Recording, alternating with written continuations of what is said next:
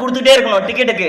ஆனா எங்களுடைய முதல்வர் என்ன பண்ணாரு, பெண்கள் கஷ்டப்படக்கூடாது, அவங்க எல்லாரும் வேலைக்கு போகணும், அவங்க எல்லாம் சிரமம் இல்லாம இருக்கணும்ன்றதுக்காக பெண்களுக்காக மட்டும் விடியல் பயணத்திட்டன்ற பேர்ல கட்டணம் இல்லாம பஸ்ல பயணிக்கலாம் அப்படின்னு சொல்றாரு. எங்க முதல்வர் 29C பஸ் இருக்குல்ல, 29C பஸ்ல ஏறாரு. ஏறி என்ன பண்றாரு, அங்க இருக்க பெண்கள் கிட்ட பேசுறாரு.